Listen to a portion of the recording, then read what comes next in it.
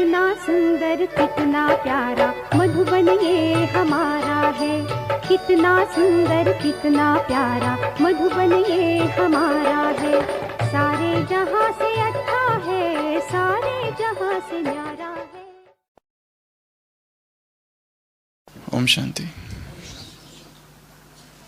कितना सुंदर कितना प्यारा मधुबन ये हमारा है।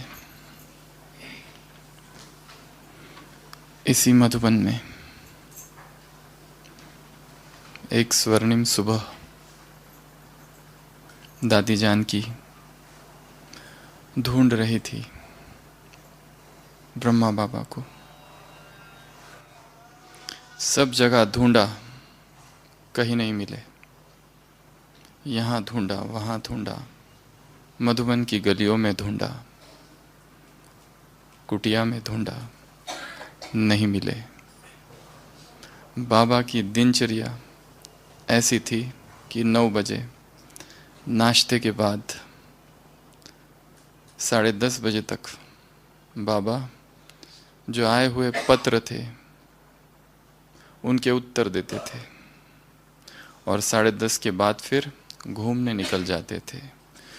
तो दादी को कुछ महत्वपूर्ण बात बाबा को सुनानी थी, तो बाबा को सब जगह ढूंढा परंतु नहीं मिले। फिर दादी हिस्ट्री हॉल में आई। हिस्ट्री हॉल जहाँ अब हम बैठे हैं, ये जो खिड़कियाँ है सभी बंद थी। खिड़कियाँ देख लो एक बार, ये जो सारी खिड़कियाँ है सारी बंद थी। एक ही खिड़की थी जो अध खुली थी, थोड़ी सी खुली थी, और दादी ने उस खिड़की से झांक कर देखा तो क्या दिखा? बाबा क्या कर रहे थे? डांस कर रहे थे अपनी ही धुन में और अपनी ही लगन में मगन। बाबा डांस कर रहे थे। कहाँ डांस कर रहे थे? यहीं पर जहाँ हम अब इस समय बैठे हैं। दादी अंदर आई और बाबा से पूछा, बाबा आप ये क्या कर रहे हो? तो बाबा ने क्या उत्तर दिया? बाबा को नशा है। बाबा ने क्या उत्तर दिया? बाबा को नशा है कि अब बाबा जाकर मिचनू कृष्ण बनेगा, छोटा कृष्ण बनेगा। ऐसा नशा बाबा को है। दृश्य यहाँ समाप्त होता है। ये सुबह थी एक स्वर्णिम, और वो नशा था। इतनी लगन थी कि बाबा अपने ही नशे में नाच रहे थे। आज मुरली में बाबा ने एक प्रश्न पूछा है, ऐसा ही नशा सदा रहता है या भूल गए हो? आधा कल्प से भूले हुए हो, क्या अब तक भी भूले रहना है? क्या पूछा है बाबा ने? आधा कल्प से भूले थे, क्या अब भी भूले रहना है? याद स्वरूप बन जाना अर्थात भूलना बंद, भूलना समाप्त। उस स्मृति में ऐसा स्थिर हो जाना, ऐसे स्थित हो जाना कि फिर भूलना हो ही नहीं। तो ऐसा नशा, नारायणी नशा, रूहानी नशा, इलाही मस्ती जिसे कहा जाता है, तो जहाँ नशा है वहाँ इस संसार को भूलना बहुत सहज है। तो आज बाबा ने सहज पुरुषार्थ हमें बताया है।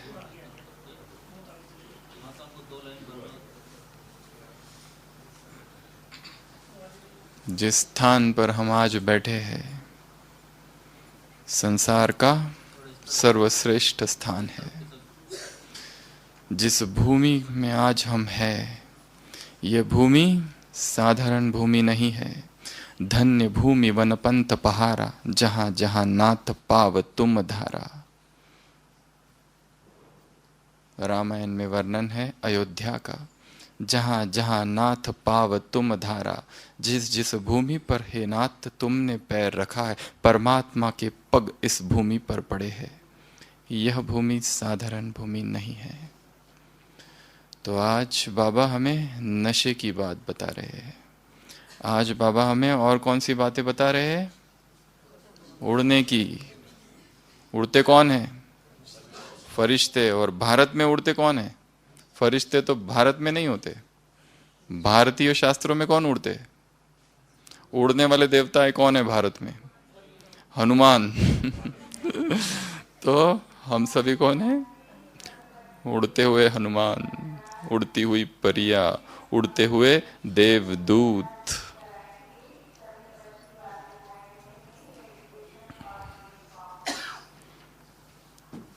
एक झरना इतना खुश था, इतना खुश था, अपनी ही मस्ती में मगन एक झरना बहा जा रहा था, गीत गाते हुए, नृत्य करते हुए एक झरना चला था सागर की ओर। उसे पता था मुझे सागर में मिलना है, परंतु बीच में एक रेगिस्तान आ गया और रेगिस्तान में पहुंचा, पर उसे पता तो था कि मुझे पहुंचना है सागर तक, परंतु अब पहुंचूं कैसे?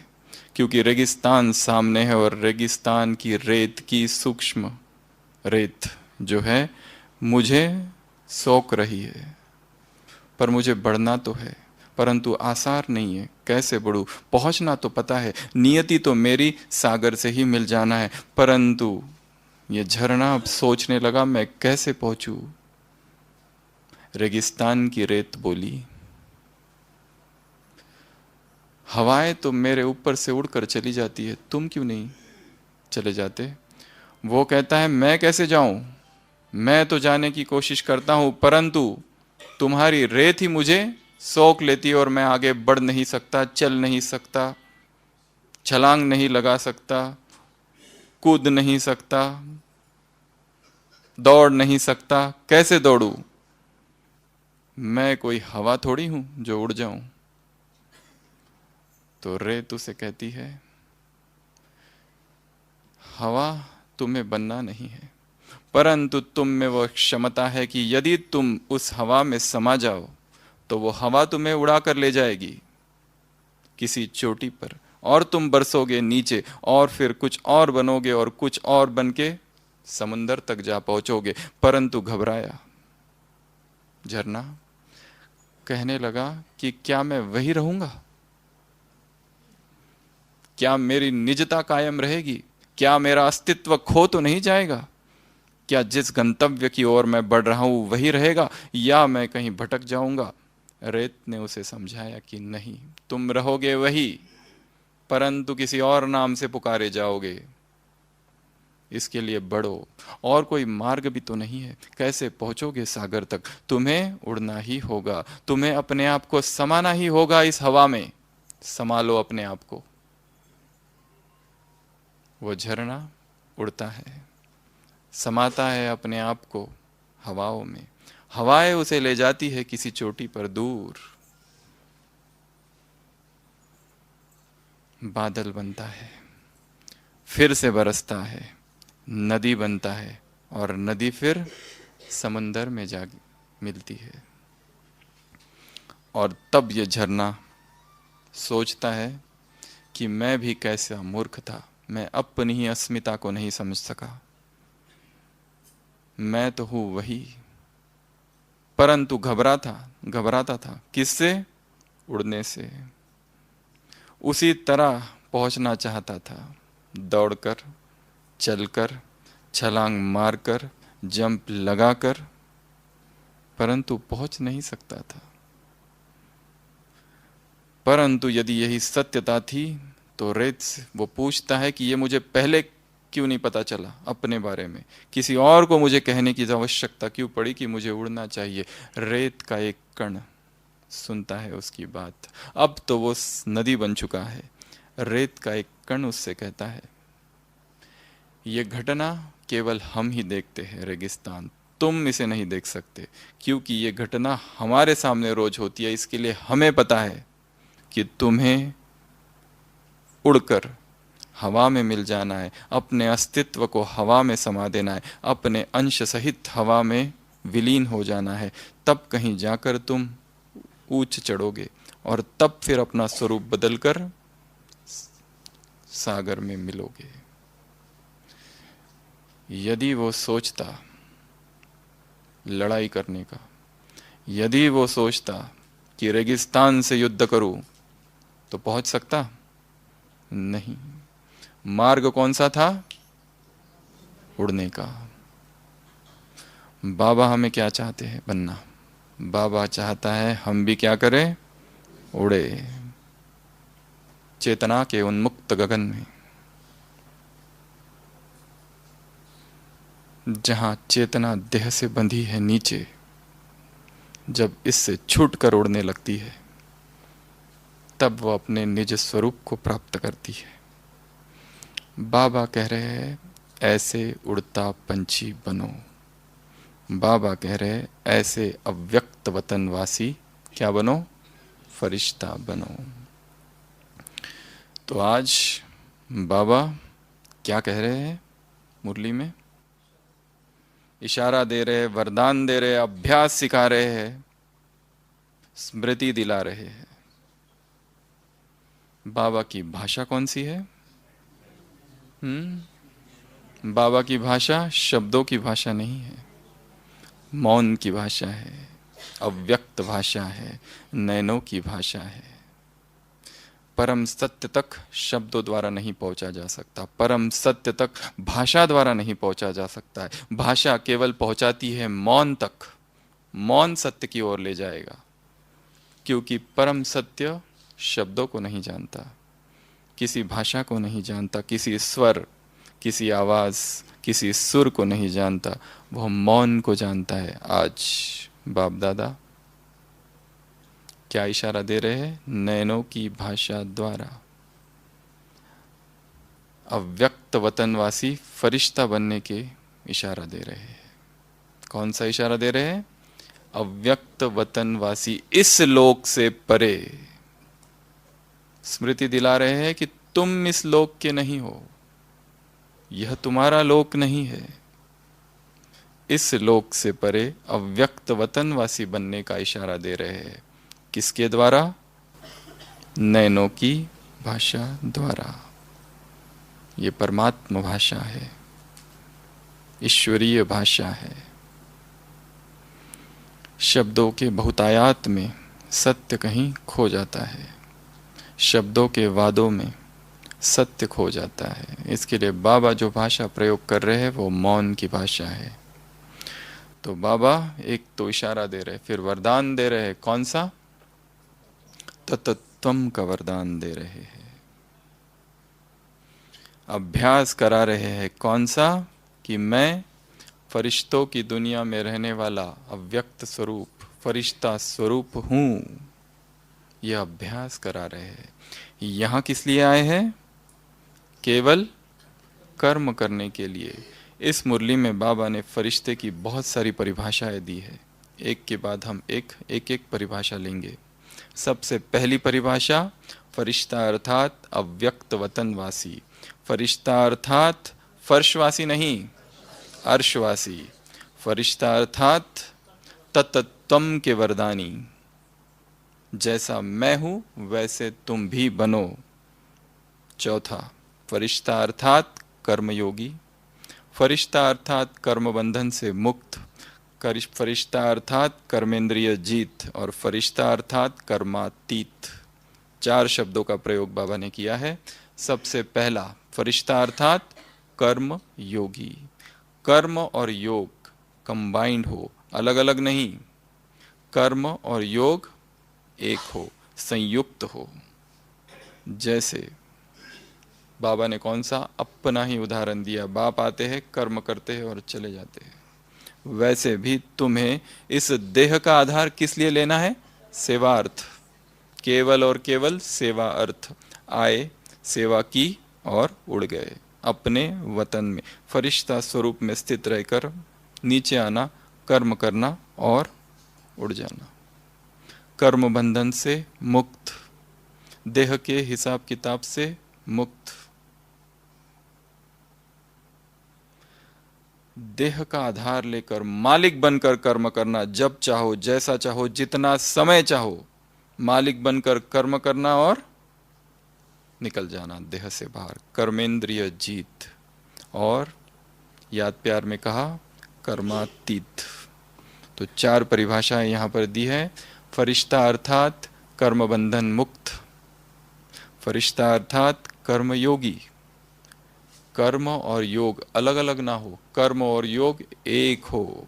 जैसे आत्मा और शरीर कंबाइंड है, जैसे आत्मा और शरीर कंबाइंड है, ऐसे कंबाइंड, वैसे ही ज्ञान, कर्म और योग कंबाइंड हो जाए। बाबा ने और एक परिभाषा दी है फरिश्ते की, वो कौन सी? और 2 परिभाषा है पावरफुल। देह और देह के संबंध से परे, देह और देह के संबंध से परे। पिंजड़े का पंछी नहीं, कौन सा पंछी? उड़ता हुआ पंछी। देह और देह के संबंध ही जैसे कि क्या है? पिंजड़ा है एक। परंतु पिंजड़े का पंछी प्रयास तब करता है उड़ने का जब उसे पता चले कि मैं पिंजड़े में हूं। हर आत्मा भी एक पिंजड़े में है। कौन से पिंजड़े में? केवल इस देह के नहीं, परंतु एक बहुत सारे और सूक्ष्म पिंजड़े हैं। कारागृह में हम पल रहे हैं, अपने ही संस्कारों के कारागृह में हर आत्मा फंसी हुई है, अपने ही अतीत के कारागृह में हर आत्मा फंसी हुई है, अपने ही आदतों के संस्कारों में कारागृह में आत्मा फंसी हुई है। ये भी एक पिंजड़ा है। और पिंजड़े से मुक्ति का मार्ग तो तब खुलेगा जब ये पता चलेगा कि हम कारागार में है। तब फिर किसी को पूछने की जरूरत नहीं पड़ेगी, हम ढूंढ ही लेंगे अपना मार्ग। सोचो किसी भवन में हम हैं और वहां पर आग लग जाए और भगदड़ मची हुई है, क्या हम किसी से पूछते हैं कहाँ जाना है? खुद ही भागेंगे उठ उठ के और ढूंढ लेंगे मार्ग कहाँ है। जब तक आग नहीं लगी है तो शांति से बैठे हैं। है वो कारागृह ही है, वो कारागार, परंतु पता नहीं हमें कि ये कारागार है। तो जिस आदतों के वश हम हैं, शायद वही हमारा कारागार है। उसी बंधन में हम हैं, उसी पिंजड़े में हम हैं। और हमारी स्थिति एक ऐसे पंछी की तरह हो गई है कि उसे आदत हो गई है अब उस कारागार में रहने की। उसे खुद तो ये संकल्प ही नहीं है बाहर निकलूं। अगर कोई निकालना चाहे भी तो भी क्या करता है? तो भी छूटना नहीं चाहता है। न मालूम कैसा प्यार है इस पिंजड़े से, इन आदतों से, इस देह भान से, इस देह की इच्छाओं से और इस देह के आकर्षण से और इस देह की प्राप्ति से और इस संसार से और इस संसार की बातों से, विकारी दृष्टि और वृत्ति से, पतित दुनिया से। कोई एक स्वतंत्रता सेनानी था। जो स्वतंत्रता सेनानी होते हैं उन्हें जज्बा होता है इंकलाब, स्वतंत्रता का। एक बार पहाड़ों के बीच हो गया और उन वादियों में, उन पहाड़ों में एक सराय में रुका और उस सराय में देखा एक पिंजड़ा था सोने का और उसमें एक तोता था। वो तोता निरंतर चिल्लाते रहता था, स्वतंत्रता स्वतंत्रता स्वतंत्रता, आज़ादी आज़ादी आज़ादी। और क्योंकि वो शांत जगह थी, उसकी वो आवाज़ सारी वादियों में गूंजती थी और वो केवल थोड़े देर के लिए नहीं सुनता, चिल्लाता था। इस स्वतंत्रता सेनानी तो ऐसे बहुत से तोते देखे थे कि जो चिल्लाते थे, जिनको आज़ादी चाहिए थी, परंतु यह जो तोता था वो सारे ही दिन भर चिल्लाते रहता था। एक ही स्वर था उसका, क्या? स्वतंत्रता स्वतंत्रता स्वतंत्रता। क्योंकि वो स्वतंत्रता सेनानी था, किसी को भी बंधन में नहीं देख सकता था, किसी की दास्ता उसे स्वीकार नहीं थी।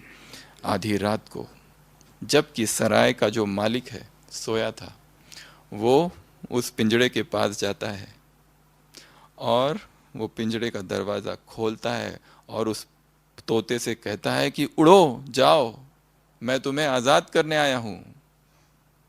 तुम ही तो चिल्लाते रहते हो दिन रात, स्वतंत्रता स्वतंत्रता स्वतंत्रता। तो वो तोता और जोर से अंदर का जो बार, जिसको क्या कहेंगे, जो डंडी होती है अंदर की, उसको और जोर से पकड़ के रखता है। वो उसको कहता है, अरे छूटो, अरे छूटो, मैं तुम्हें छोड़ने आया हूं, कोई देखेगा नहीं, ये तुम मुक्त हो जाओगे आज। वो और जोर से पकड़ता है। वो कहता है, अरे हाथ, हाथ डालता है उसके अंदर। वो तोता उसको चोंच मारता है। वो कहता है कि तुम चोंच भले मारो, पर मैं तुम्हें मुक्त करके ही रहूंगा आज। और वो उसको पकड़ता है, निकालता है बाहर और उड़ाता है आकाश में, और जाके आराम से सो जाता है, बहुत ही संतोष के साथ कि आज मैंने किसी आत्मा को मुक्त कर दिया। और सुबह होती है, और सुबह वही आवाज उसे सुनाई देती है, स्वतंत्रता स्वतंत्रता। उसे लगता है शायद वही पंछी, वही तोता किसी पेड़ पर बैठकर या कहीं मुक्त गगन में ये आवाज कर रहा है। आंखें खोल कर देखता है तो वह तोता कहाँ रहता है? उसी पिंजड़े में, दरवाजा खुला है। न मालूम कैसा ये प्यार है पिंजड़े से। छुड़ाने वाला अगर हाथ डालकर छुड़ाना चाहे भी तो क्या करती है आत्मा? चोंच भी मारने को तैयार है। छुड़ाने वाला क्या कहता है? साकार मुरली, बाप तुम बच्चों से भीख मांगते हैं। साकार मुरली है, बाप तुम बच्चों से भीख मांगते हैं, बच्चे पवित्र बनो। इस विकारी देह से उपराम हो जाओ। फरिश्ता अर्थात देह और देह के संबंध से परे। फरिश्ता अर्थात नया जीवन, फरिश्ता अर्थात ब्राह्मण, फरिश्ता अर्थात पुराने सारे हिसाब किताब चुकतू। हिसाब किताब चुकतू करने में होशियार हो या ढीले हो। टीचर क्या समझती है, महाराष्ट्र वाले क्या समझते हैं? बाबा प्रश्न पूछ रहे हैं। फरिश्ता अर्थात वह जो बाप के प्यारे है, वह जो बाप उनका प्यारा है, बाबा के वह प्यारे है, दोनों एक दूसरे के प्यार में समाये हुए हैं, ऐसे जो है वो फरिश्ता है। फरिश्ता स्थिति, फरिश्ता जीवन, फरिश्ता लाइफ, ये जिस जीवन का लक्ष्य है। कर्मेंद्रिय जीत, कर्मयोगी, कर्मातीत, ये इस जीवन का लक्ष्य है। इस लक्ष्य को कभी भूलना नहीं है। देह में रहते हुए देह से उपराम रहना, इस व्यक्त वतन में रहते हुए उस वतन का अनुभव अभी ही किया जा सकता है और किसी समय नहीं। फरिश्ता अर्थात फरिश्तेपन की भाषा कौन सी नहीं होती है? मेरा, मेरा की भाषा फरिश्ते की भाषा नहीं है। मेरा स्वभाव, मेरा संस्कार, यह भी क्या है? बंधन है। यह भाषा फरिश्ते की भाषा नहीं है। मेरा सो तेरा, यह फरिश्ते की भाषा है। फरिश्ता अर्थात यह क्यों, यह कैसे, परिस्थिति में कैसे रहेंगे? उपराम।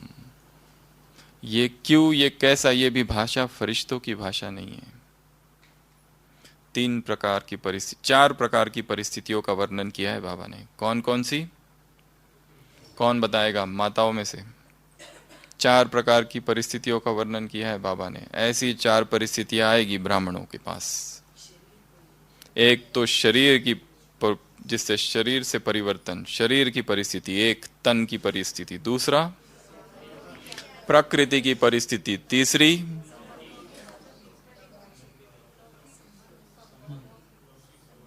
दूसरों के संस्कार। और चौथी स्वयं के संस्कार। लौकिक और अलौकिक, सबसे खतरनाक कौन सी है इन चारों में से? स्वयं के संस्कारों की परिस्थिति, ये सबसे खतरनाक परिस्थिति है। क्योंकि वो जंजीरें किसने पहनाई? अगर किसी और ने जंजीरें पहनाई होती तो हम तलवार निकालकर उसे काट दे, पर ये जंजीरें हमने ही पहनाई है। और हम इसे श्रृंगार कहते हैं, आभूषण का नाम हमने इसे दिया है। अब अपने ही आभूषण को कैसे काटे? अपने ही बड़े ही प्रेम से हमने ही स्वयं को माला चेन पहना के रखी है, कैसे काटेंगे अपने ही हाथों से? दूसरों की हम काट सकते हैं, पर अपने ही कैसे काटोगे? और बड़े प्रेम से सजा के रखा है उसे, जंजीरों को कैसे काटोगे?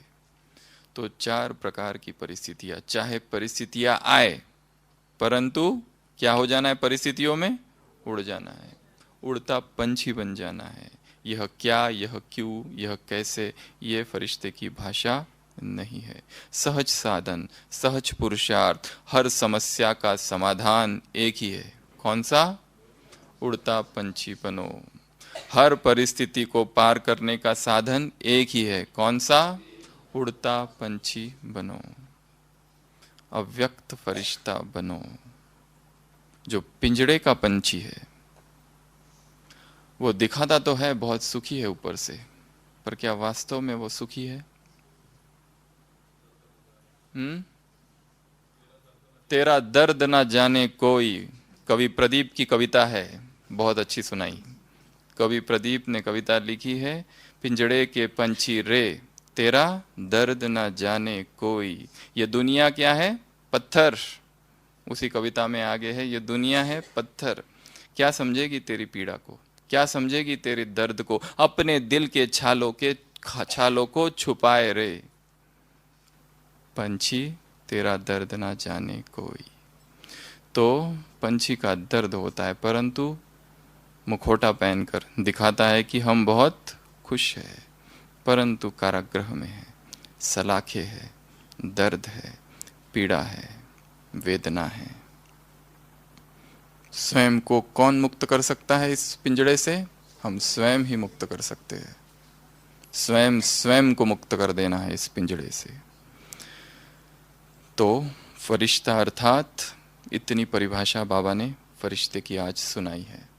फरिश्ता अर्थात अर्श निवासी, फरिश्ता अर्थात तख्त निवासी, फरिश्ता अर्थात ब्राह्मण, फरिश्ता अर्थात देह और देह के संबंध से परे न्यारा, फरिश्ता अर्थात विकारी वृत्ति दृष्टि से परे, विकारी दुनिया से परे, फरिश्ता अर्थात बाप के प्यार में समाया हुआ, बाप उसके प्यार में और वो बाप के प्यार में समाया हुआ, फरिश्ता अर्थात कर्म योगी। कर्म और योग अलग अलग ना हो। अलग कौन करता है? कौन अलग करता है? माया अलग करती है। परंतु नॉलेज के आधार से, नॉलेजफुल बन अनुभव के आधार से माया का जन्म कब और कैसे होता है वह वो जानता है। माया के जन्म की कहानी सुनाई है आज बाबा ने। माया के जन्म की कहानी, माया की उत्पत्ति कैसे होती है, कहाँ वो जन्म लेती है। जैसे उदाहरण दिया है, कौन सा? कोई यदि कमजोर हो जाए तो बीमारी आती है, यहाँ पर भी माया आती है। तो कमजोरी है कौन सी? अगर कमजोरी कारण है तो निवारण क्या है? मुरली। यदि कमजोरी बीमारी है तो इलाज क्या है, उपचार क्या है, ट्रीटमेंट क्या है? मुरली। तो मुरली क्या है फिर? मुरली क्या है? शक्तिशाली भोजन है। और कैसा भोजन है? ये थाली कैसी है? सर्व शक्तियों से संपन्न ये थाली है। इसको खाने से आत्मा क्या बन जाती है? मास्टर सर्वशक्तिवान बन जाती है, कमजोर नहीं बनती। परंतु एक है खाना और दूसरा है हजम करना, एक है सुनना और दूसरा है मनन करना, एक है जानना और दूसरा है जानकर चलना, एक है जानना और दूसरा है जानकर चलना, एक है सुनना और सुनकर मनन करना। तो मुरली क्या है? शक्तिशाली भोजन है। और मुरली क्या क्या है? 50 बातें सुनाओ। मुरली वह लाठी है जिसको पकड़कर तुम परम धाम में जाते हो और परम धाम से उसी लाठी के सहारे सतयुग में उतरते हो। कभी बाबा ने साकार मुरली में कहा है। पहला। दूसरा, मुरली क्या है? आंखें है, तुम्हें ये नेत्र मिला हुआ है। मुरली अर्थात ज्ञान का ही तीसरा नेत्र है। तीसरा, मुरली क्या है? मुरली वह प्रकाश है इस संसार के अंधकूप में। मुरली क्या काम कर रही है? प्रकाश का कार्य कर रही है। तेज, रोशनी, ओज, आलोक का कार्य कर रही है मुरली। जब अंधकार में कहीं कुछ समझ में नहीं आता है, कहाँ चलना है, कहाँ जाना है, कोई बताने वाला नहीं है, तब मुरली क्या करती है? जीवन में प्रकाश लाती है। तो मुरली है प्रकाश। और बताओ, मुरली श्वास है, ब्राह्मणों का श्वास है, ब्राह्मणों के दिल की धड़कन है। ब्राह्मणों का श्वास, ब्राह्मणों का जियदान, ब्राह्मणों के दिल की धड़कन, हार्ट बीट, हार्ट थ्रॉब, ब्राह्मणों का जीवन। संजीवनी बूटी है, ब्राह्मणों के लिए खुराक है, ब्राह्मणों के लिए दवाई है, ब्राह्मणों के लिए हेल्थ टॉनिक है, ब्राह्मणों के लिए इंजेक्शन है, टैबलेट है, गोली है, सिरप है, और क्या है? कैप्सूल भी है। क्या है? तलवार है, शस्त्र है, तो अस्त्र भी है। माया, जैसे कल की मुरली में था ना वरदान, मैं सर्व शस्त्रधारी शक्ति हूं, शास्त्र शस्त्रधारी शक्ति हूं, काली रूप। और क्या है मुरली? मुरली सुरमा है, सब कुछ स्पष्ट दिखाई देता है। जब तक ये काजल नहीं लगाओ, ये सुरमा नहीं लगाओ, कुछ भी नजर नहीं आता है, धुंधला सा दिखाई देता है। और क्या है मुरली? दाल चावल, क्या बोला? च्यवनप्राश चौप चीनी। मुरली क्या है? चौप चीनी। और क्या है मुरली? आपने क्या कहा? च्यवनप्राश। तो हेल्थ टॉनिक है, च्यवनप्राश है, चौप चीनी जिसको बाबा कहते हैं। और आत्मा की खुराक है, आत्मा का भोजन है। और कुंती माता क्या है मुरली?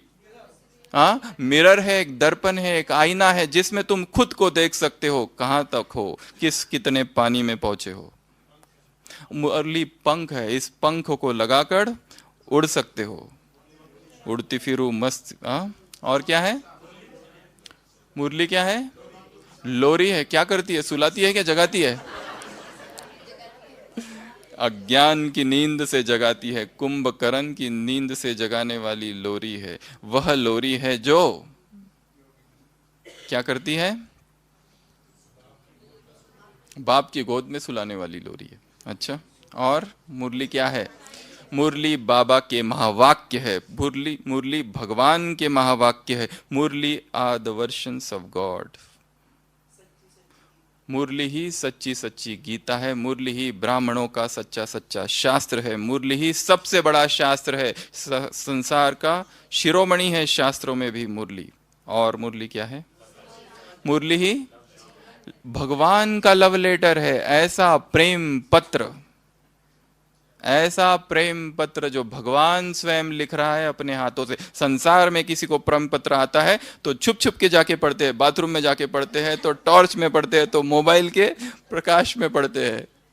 तो ये पत्र भी हमको भगवान की ओर से आया है। कभी ब्रह्मा बाबा ने दादी जान की नहीं, कभी दादी जान की जब पूना में थी तो एक बार दादी जान की बड़े ही उमंग से आई मधुबन में, और बाबा को बताने लगे कि हमारे सेंटर पर जो भाई सब है इतने उमंग वाले हैं और इतने सारे ज्ञान में चलते हैं और सब इतने ज्ञान की धारणा में पक्के, आपको क्या बताऊं। बाबा ने कहा यह हो नहीं सकता। बाबा ने क्या कहा? ये हो नहीं सकता। बाइबल में लिखा है, जीसस क्राइस्ट कहते हैं द पाथ इज नैरो, ये मार्ग सरकरा, इसमें सब नहीं चल सकते। The path is narrow. तो बाबा ने कहा दादी से, अब जब सेंटर जाओगी तब एक बात कहना कि सेंटर पर ये घोषणा करना कि कल से मुरली क्लास बंद, फिर देखना क्या होता है। तो दादी गई और जैसा बाबा ने कहा था उसी अनुसार दादी ने कहा क्लास के बाद कि कल से मुरली क्लास बंद, गेट नहीं खुलेगा। तो फिर दूसरा दिन हुआ, गेट बंद था, कोई भी नहीं आया मुरली में। और दादी ने थोड़ी देरी से जब दरवाजा खोला तो देखा एक भाई वहां बैठा है। उस भाई को दादी ने पूछा तुम यहां क्या कर रहे हो? तो उस भाई ने कहा, सतयुग की स्थापना हो रही है, बिना मुरली क्लास के उस सतयुग में जाने के हम अधिकारी बन ही नहीं सकते। जब तक ये दरवाजा नहीं खुलेगा मैं नहीं जाऊंगा। तब कहीं दादी ने उसे अंदर लिया और मुरली सुनाई, और बाबा को जब समाचार सुनाया तो बाबा ने कहा, बस वो एक ही था धारणा वाला बाकी जो सारे थे तुम्हारे वो कौन सा भाई होगा हमें तो पता नहीं, पर कितना बड़ा भाग्यवान होगा वो। तो मुरली अर्थात मुरली जियदान है, मुरली संजीवनी बूटी हो गया। वही वही नहीं सुनाओ, जो नहीं सुना है वो सुनाओ। मुरली भगवान के महावाक्य है, भगवान की वाणी है, गॉड्स वर्ड, गॉड्स वर्शन। मुरली जादू है, ये एक ऐसा जादू है कि ये जादू लगते ही कुछ के कुछ हो जाता है व्यक्ति। शॉवर है। मुरली क्या है वो बताओ। मुरली बाबा की समझानी है, मुरली बाबा की दी हुई समझानी है। बाबा की क्या है? शक्ति है। और मुरली क्या है? प्रश्न अच्छे से सुन लो, मुरली क्या है वो बताओ। माया से क्या करती है? मोड़ देती है मुरली माया से मोड़ देती। मुरली माया से माया की परछाई के लिए छत्र छाया है, माया की दुश्मन है और क्या है? क्या है? ज्ञान वीणा है और शुद्ध संकल्पों का खजाना है। ये देखो कितनी अच्छी पॉइंट है। माया, मुरली क्या है? शुद्ध संकल्पों का खजाना है। मुरली स्वमान का खजाना है। मुरली नए विचारों का खजाना है, नए विचार, नए संकल्प, नए प्लानिंग। बाबा की शिक्षाएं। मुरली भगवान का वरदान है इस समय। मुरली बाप की पालना है इस समय। बाप के तीन रूप, बाप, टीचर और सदगुरु। बाप की पालना, टीचर की शिक्षा और सदगुरु का वरदान। मुरली पुल है, इस पुल से जाकर क्या हो जाओगे? पार कर जाओगे विषय वैतरणी नदी को। मुरली एक कहानी है, बाप आए हैं तुम्हें कहानी सुनाने, वंस अपॉन अ टाइम। मुरली क्या कहानी सुनाते हैं? बाप आए हैं तुम्हें इस सृष्टि के आदि, मध्य और अंत की कहानी सुनाने। इस संसार में ऐसा कोई नहीं है धर्म स्थापक, धर्म नेता, साधु, सन्यासी, योगी, तपस्वी, महात्मा, जो कि इस संसार के, इस सृष्टि के आदि, मध्य, अंत की कहानी सुनाए है। ये कहानी केवल तुम जानते हो। बाप हिस्ट्री और ज्योग्राफी इस सृष्टि की सुना रहे हैं। तो ये कहानी है, एक सुंदर कहानी है। बाप की श्रीमत है, ये तो सबसे पहला पॉइंट होना चाहिए। मुरली है बाप की श्रीमत, मुरली है बाप की मत, मुरली है ऊंचे ते ऊंचे बाप की ऊंचते ऊंच मत। मुरली है वह मत, वह विचार जो इस संसार में आज तक किसी को पता नहीं था, वह रहस्यमयी, वह गोपनीय विचार। मुरली कसौटी है, किस बात की? किसको कसना है उसमें?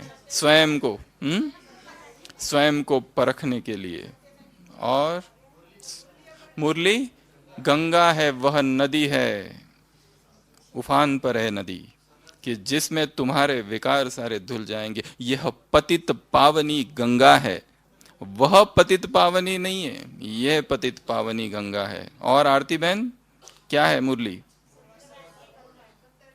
मुरली एक गीत है, ट्विंकल ट्विंकल लिटिल स्टार।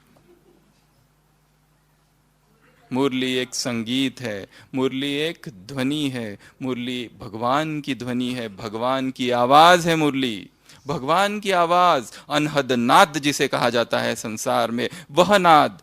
कई सारे अलग अलग प्रकार के नाद है। एक होता है आहत नाद, जो कि दो वस्तुओं का जब संघर्ष, घर्षण होता है तब उत्पन्न होता है। एक दूसरा नाद इस सृष्टि में है जिसे अनहद नाद कहा जाता है, जो कि किसी फ्रिक्शन से उत्पन्न नहीं होता है, जिसे ऋषि मुनियों ने अनहद नाद कहा है।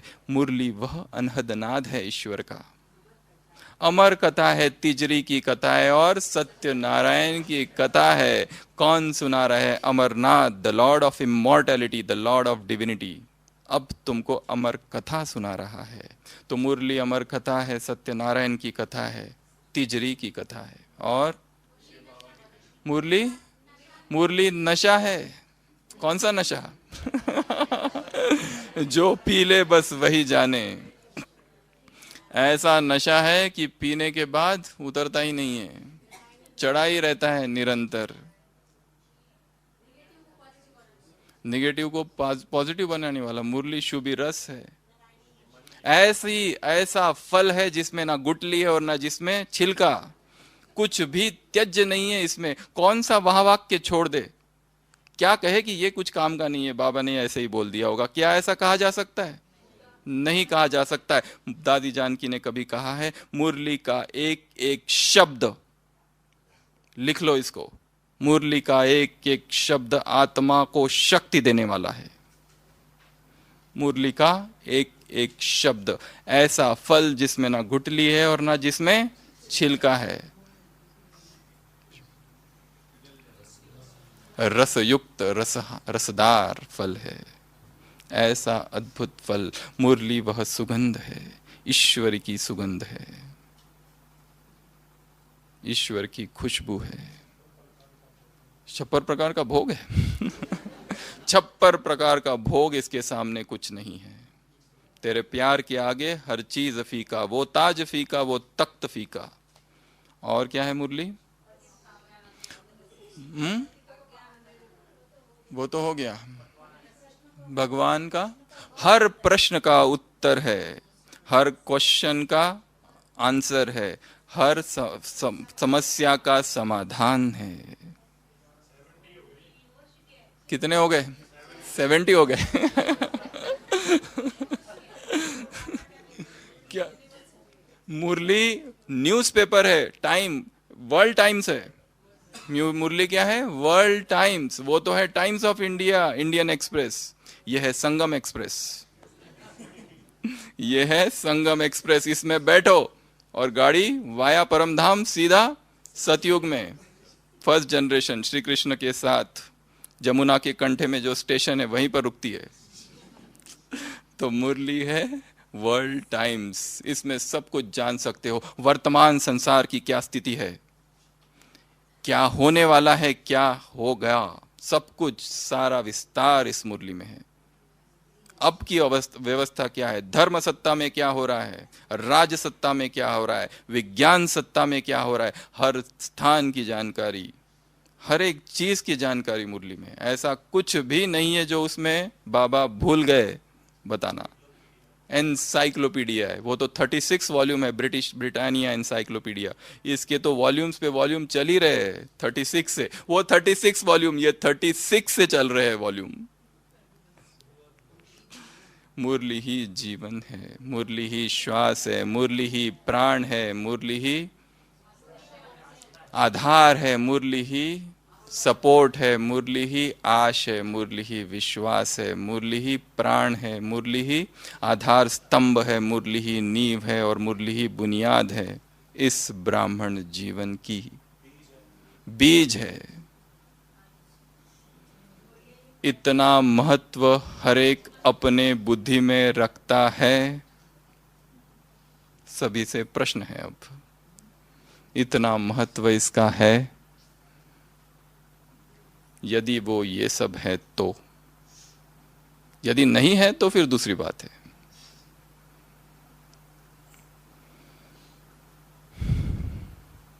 पार्टियों से मुलाकात। फर्स्ट पार्टी, कौन हो तुम? हीरो पार्टधारी। सारा संसार हमें देख रहा है, विश्व की स्टेज पर है, डबल हीरो है हम, डबल नायक। एक तो हीरो पार्ट और दूसरा हीरे जैसा जीवन। हमारा हर कदम कैसा हो, ऐसा कि दुनिया वाले क्या कहे, वंस मोर एंड कोर, वाह वाह कहे। और हम भी अपने पार्ट को देखकर क्या कहे स्वयं को, वाह रे मैं, वाह रे ड्रामा, वाह रे मेरा पार्ट।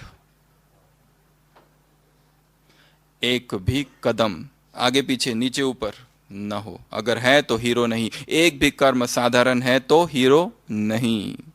इसके लिए हर कर्म हमारा कैसा हो? श्रेष्ठ हो, इसका अनुभव हो। केवल जानना नहीं, जानकर चलना। तो हम सब कौन है? हीरो पाठधारी। श्रेष्ठ स्थिति बनाने का साधन कौन सा है?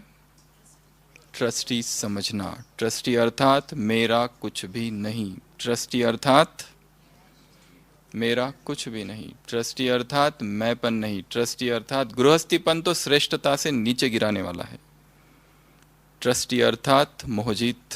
ट्रस्टी अर्थात निर्मोही। ट्रस्टी अर्थात सदा सुखी श्रेष्ठ।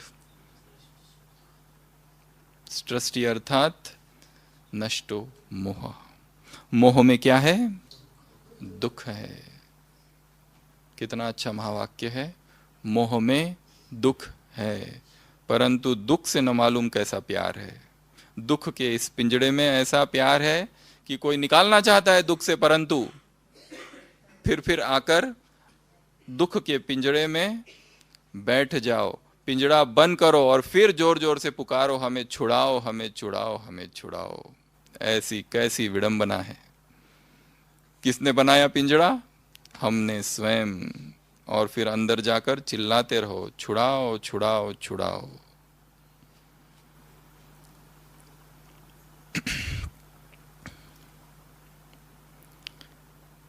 तो जो प्रवृत्ति में रहने वाले हैं उनके लिए बाबा ने क्या कहा? कैसे रहना है? यहाँ पर लगभग सभी प्रवृत्ति में रहने वाले हैं। तो ये मुरली खास आपके लिए। इसके पहले कि हम वो भाग की चर्चा करें, सभी अलर्ट होकर बैठना है। सूक्ष्म वतनवासी फरिश्ता हूँ। इस देह को, देह की दुनिया को, विकारी संसार को, दृष्टि वृत्ति को त्याग कर, मैं के संसार को छोड़कर, मेरा मेरा छोड़कर अव्यक्त वतनवासी फरिश्ता बनना है। बाप दादा के सामने जाना है और बाबा से वरदान लेना है, ततत्वम।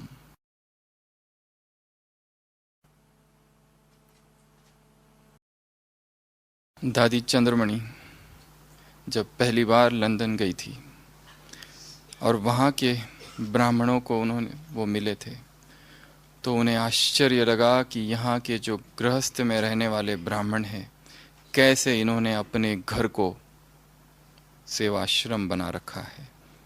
उनके घर के वाइब्रेशंस का उन्होंने वर्णन किया कि दादी ने, जान की दादी ने कैसी उनको पालना दी होगी कि वहाँ का एक गृहस्थ जो है आश्रम जैसा लगता है वह घर।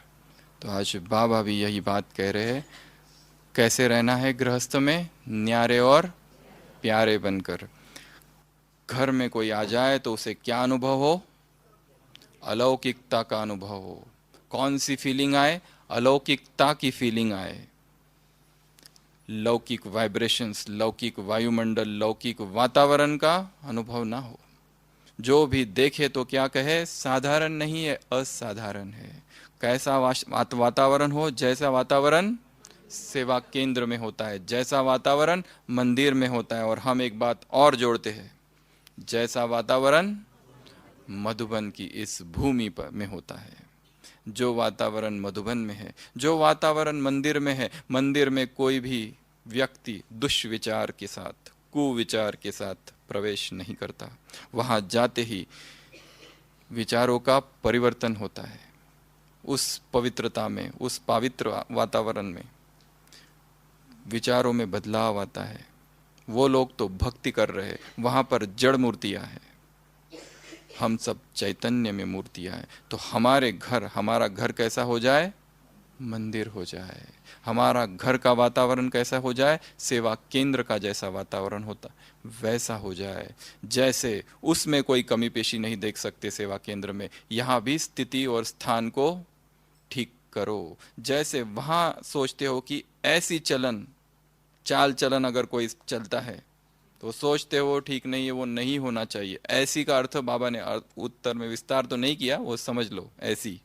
ऐसी चाल चलन किसी स्वभाव संस्कार के वश यदि कोई चलता है तो हम सोचते कि यहाँ ऐसा नहीं होना चाहिए, परंतु हमारे घर को हमने देखा है, हमारे घर में भी तो ऐसा कर्म हम नहीं कर सकते। बाबा ने संकल्प दिया है तो घर का वातावरण कैसा हो? श्रेष्ठ हो, दिव्य हो, अलौकिक हो, लौकिकता उसमें नजर ना आए। कोई भी आए तो उसे फील हो मैं कहाँ आ गया हूँ, यहाँ दिव्यता अनुभव हो इस वातावरण में, ऐसा वहाँ का वातावरण हो। तो सबसे श्रेष्ठ उसमें संकल्प है जो मधुबन का वातावरण है। तो सभी माताओं को और जो अधर कुमार और जो गृहस्थ में रहते हैं उनके लिए एक संकल्प दे रहे हैं, क्योंकि अब इस मधुबन की भूमि पर हो तो कल सुबह अमृत वेला, शायद कुछ दिनों में सब अपने अपने घर जाएंगे या कुछ समय के बाद जाएंगे। मधुबन में सर्वश्रेष्ठ 4 धाम है। इस 4 धाम में जब कल बैठो तो सोचो कि दिल की पेटी में यहाँ के वाइब्रेशंस हम डाल रहे हैं। चारों ही स्थानों के वाइब्रेशन दिल की इस डिब्बी में, दिल की इस पेटी में भर दो कल सुबह ही अमृत वेले, और फिर जब घर जाओगे उछाल दो उसे, ताकि घर के वातावरण में वही पवित्रता, वही दिव्यता, वही अलौकिकता, वही पारलौकिकता, वही अपार्थिव भाव आ जाए, देह का भाव छूट जाए, वही दिव्यता हमारे घर में भी भर जाए। जो दिव्यता का अनुभव यहाँ होता है, जो अशरीरीपन का अनुभव यहाँ होता है, वहां भी जो भी हमारे घर आए उन्हें यह अनुभव हो। तो अपने घर को मंदिर बना देना है, अपने घर को सेवा स्थान बना देना है, सेवा का केंद्र बना देना है, तीर्थ बना देना है। इस संसार के शोरगुल में वो एक ऐसा स्थान बन जाए, ऐसा देवालय, ऐसा शिवालय, ऐसा शक्ति स्तंभ बन जाए कि लोग वहां पर आए और वहां के वातावरण में आते ही हमने कुछ कहा ही नहीं, केवल वहां आते ही शांति की अनुभूति करे। अपने घर का वातावरण वैसा बनाना है, अपने ऑफिस का वातावरण वैसा बनाना है। चाहे ऑफिस में कितने ही अज्ञानी हो और कितने ही विरोधी हो और कितने ही विकारी हो, परंतु हम कौन हैं? जैसे वह अगरबत्ती की खुशबू चारों ओर फैलती है, बाबा ने कहा वैसे तुम्हारी पवित्रता की खुशबू चारों ओर फैले। यही सेवा का प्रत्यक्ष स्वरूप है, यही पवित्र प्रवृत्ति है। जहां हम हैं, सोचो मधुबन का वो खजाना हमारे हृदय में है, और वो खुशबू, वो वाइब्रेशन, वो प्रकंपन हमसे निकल रहे, हर आत्मा जो हमारे संपर्क में आएगी उसे यह अनुभव हो रहा है। यह अभ्यास कल सुबह जो जाने वाले हैं या कुछ समय रहने भी वाले हैं वो भी करे। जो रहने वाले हैं वो भरते जाए जाने तक, ताकि स्टॉक ज़्यादा हो जाए। तो मुरली का सार, बाबा ने हमें फरिश्ते स्वरूप में स्थित होने के लिए कहा। बाबा ने हमें अपने हीरो पार्ट, अपने डबल हीरो पार्ट में स्थित होने के लिए कहा। बाबा ने हमें ट्रस्टी बनकर रहने को कहा, नष्टो मोहा होने के लिए कहा। बाबा ने हमें कर्म योगी बनने के लिए कहा और मुरली के महत्व को बताया, और जिसमें भी सबसे मुख्य है मनन। केवल कनरस नहीं, लास्ट संडे मन रस, मनन करके शक्तिशाली बनना, स्वयं को शक्तिशाली बनाना। जितना हमने पॉइंट्स गिनाए, यदि मुरली ये सब है तो हमारा कितना ध्यान है उसके ऊपर? क्या मुरली में हमें नींद आती है? क्या बुद्धि कहीं भटकती है? यदि मुरली सुनते समय, पर कल की मुरली, अगर मित्र संबंधी याद आते हैं तो ये भी क्या है? विघ्न है। क्या हम इस यज्ञ में विघ्न रूप बन रहे हैं? मददगार छोड़कर हम विघ्न रूप बन रहे हैं? कहां कहां हमारी बुद्धि भटकती है, इसकी चेकिंग करनी है। तो इस मुरली के ये कुछ होमवर्क है। ऐसे अव्यक्त रूपधारी, फरिश्ता स्वरूप, बाप समान अव्यक्त रूपधारी, फरिश्ता स्वरूप बच्चों को ऐसे। मेरा तो एक बाबा, ये डेफिनेशन, ये शायद परिभाषा हम छूट गई हमारी। मेरा तो एक बाबा, दूसरा मेरा ना कोई। ऐसे बच्चों को सदा न्यारी और प्यारी स्थिति में रहने वाले बच्चों को, ऐसे कर्मेंद्रिय जीत, कर्मयोगी, कर्मातीत यह अभ्यास करने वाले बच्चों को, ऐसे सर्व बंधनों से मुक्त बच्चों को, कर्म बंधनों से मुक्त बच्चों को, कर्म में के संबंध में आने वाले बच्चों को, ऐसे बाप समान ततत्वम के वरदानी बच्चों को क्या बाप दादा का याद प्यार, गुड नाइट और नमस्ते। हम रूहानी बच्चों की रूहानी बाप दादा को याद प्यार, गुड नाइट और नमस्ते। ओम शांति।